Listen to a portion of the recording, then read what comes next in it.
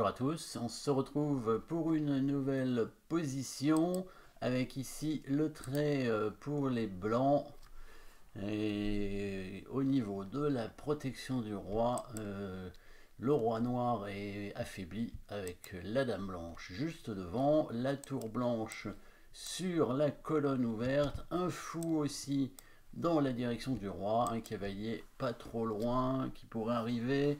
Roi noir très faible, le roi blanc, bon il y a une diagonale ouverte évidemment, mais comme il y a le fou de toute façon qui protège, ça risque pas grand chose. Pareil pour la première rangée, ici il y a la tour qui protège. Voilà, quand même au niveau de la protection du roi, le roi noir est beaucoup moins bien protégé. Évidemment, par rapport aussi au placement des pièces, hein, des pièces telles qu'elles sont placées, on voit que les pièces blanches sont en direction du roi noir, hein, plus que l'inverse. Et au niveau du matériel, donc dame, tour, fou, cavalier de chaque côté, 4 pions pour les blancs et 6 pour les noirs, donc 2 pions d'avance pour les noirs, mais évidemment, eh ben, on va rechercher bien sûr les coups forcés comme d'habitude pour essayer de trouver quelque chose à faire ici, évidemment, hein, on est dans une position de combinaison, une position de milieu de partie, on a échangé une tour et 2 pièces mineures, donc c'est pas assez pour rentrer en finale, mais pas loin quand même, hein, on n'est pas loin de la finale, effectivement, hein, avec 11 points d'échangés. Mais à partir de 12, la finale, et puis avec les dames sur l'échiquier, il faut toujours faire attention à la protection du roi. De toute façon, les coups forcés, quelques échecs dans cette position, un échec de tour, plusieurs échecs de dames. Alors l'échec de tour, c'est ce qui donne le moins de matériel, mais bon, il y a le fou qui prend, on voit pas trop l'intérêt de dévier ce fou. La dame, elle pourrait faire échec à plusieurs endroits. 3, mais à chaque fois elle se sacrifie et on voit pas trop l'intérêt non plus. Dame prend pion, destruction de la chaîne de pion devant le roi, non, ça fonctionne pas. On va chercher plutôt une menace de mat. Il y a pas mal de menaces de mat, hein. Menaces de mat en un coup en tout cas, hein. Les menaces de mat en un coup, il y en a quand même beaucoup parce qu'il y a beaucoup de pièces en attaque, hein, pour les blancs. Donc on peut imaginer par exemple la tour qui vient au 7 pour menacer à la fois mat en G7 et en H7 avec la dame. Évidemment, le cavalier va prendre, et est-ce que c'est un intérêt de dévier ce cavalier? Non plus, hein. Les pièces noires sont pas très bien placées en défense. Il n'y a que la tour, hein, éventuellement, qui est là pour défendre. Et bon, la dame qui défend la tour, donc la tour est protégée, donc c'est pas une pièce non protégée, donc ça va pour les noirs à ce niveau-là. Mais bon, a priori, il n'y a pas beaucoup de pièces qui défendent, hein. Est-ce qu'il y a une autre menace de mat? Alors évidemment, dame prend pion, c'est une menace de mat avec le mat en G8. Mais bon, bah pareil, hein, les noirs vont prendre la dame et puis c'est tout, hein. Ils vont dire merci, bien sûr. Et qu'est-ce qu'il y a d'autre comme menace de mat? On pourrait, chercher, hein, évidemment, hein, mais n'hésitez pas, bien sûr, à mettre la pause pour trouver la menace de mat, la bonne menace de mat, bien sûr, qui va nous permettre de faire une belle suite, hein, une belle variante pour concrétiser cette position, parce que les blancs, ils ont quand même 2 pions de retard, donc là, ils ont intérêt à trouver quelque chose. Une menace de mat, ce serait la prise du pion avec le cavalier, hein, on va passer à menace mat en G7, évidemment. L'intérêt, ça pourrait être de dévier ce fou, parce qu'il y a quand même là le fameux maître du couloir ici, donc ce fou quand même est un défenseur aussi, j'en avais pas parlé, c'était important ce fou pour protéger cette case. Bah, le cavalier protège aussi cette case ici finalement, hein, donc la tour ne peut pas venir. On remarquera que si on prend le cavalier avec le fou au départ, hein, en destruction de la défense, bah, il prend sur échec. Et donc bah, ça risque de pas être terrible, hein. En plus quand même le roi blanc est quand même un peu affaibli, on a dit, surtout si le fou blanc disparaît. Le cavalier prend pion peut avoir un intérêt, sauf qu'il ne va pas prendre du fou, il va prendre de la tour. Et on n'a rien dévié de spécial pour l'instant. On pourrait du coup faire la même chose de l'autre côté, c'est-à-dire mettre le cavalier en H5 toujours, avec la menace de mat en G7 évidemment, hein. Attaquons la tour aussi, mais c'est surtout la menace de mat qui nous intéresse bien évidemment.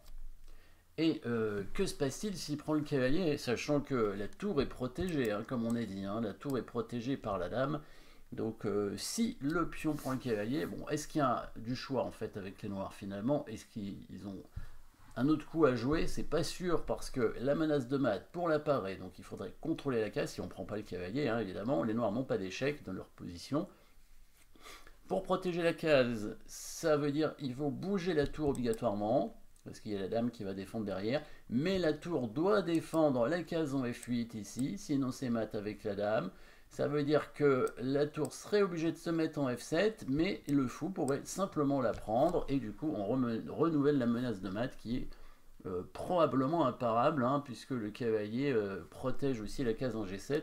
Donc le cavalier en H5 est forcément obligé, les noirs sont obligés de le prendre, et sinon ça va pas aller du tout pour eux, hein.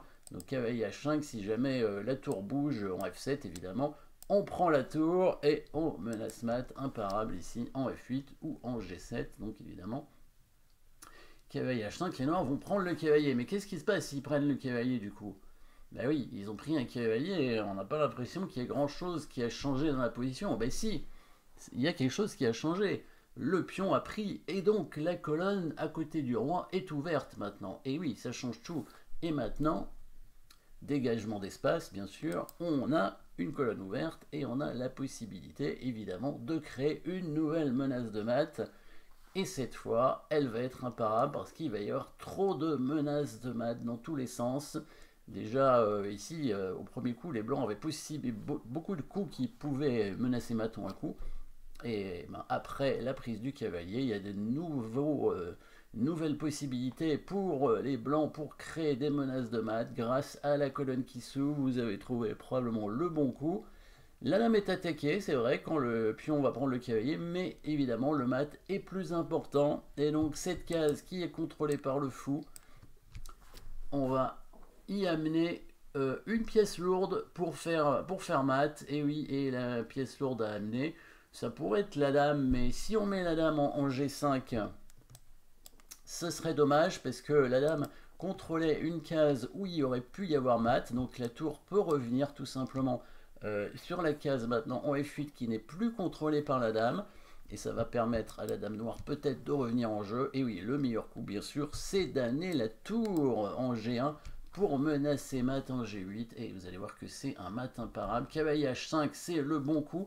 Les noirs, comme on a vu, sont obligés de prendre le cavalier, et là, dégagement d'espace qui permet à la tour de venir pour menacer mat en G8 ici. On s'apercevra très rapidement que c'est un mat imparable. Alors il y a aussi la menace de mat en G7 avec la lame, hein, évidemment protégée par la tour, donc il y a double menace de mat. Et si la tour prend la dame, bien sûr, le mat avec le fou et la tour ici. Les noirs ne peuvent rien faire, hein. S'ils mettent leur tour devant, bah, on va mater avec la dame en F8, hein. Il va être obligé de mettre sa tour, on prend la tour et c'est mat. Les noirs n'ont pas d'échec, comme on a dit, donc pas de moyen de défendre, hein. Si il bouge sa tour en F7, bah, pareil, on peut prendre la tour simplement, hein, et au prochain coup, là, il ne pourra pas éviter toutes les mates qui sont menacées. Dame F8, tour G8, et si la dame bouge de la diagonale, évidemment, il y aurait dame G7 aussi. Mais de toute façon, il ne pourrait pas vraiment parer les autres mates. Bon, il y a le cavalier qui peut revenir pour retarder simplement, hein. On fait dame F8 et après on prend le cavalier. Donc joli dégagement d'espace avec ce coup de cavalier en H5, il faut le voir. Et pour le voir, évidemment, il faut rechercher bien sûr les coups forcés. Merci d'avoir suivi cette position. N'oubliez pas de vous abonner et à très bientôt.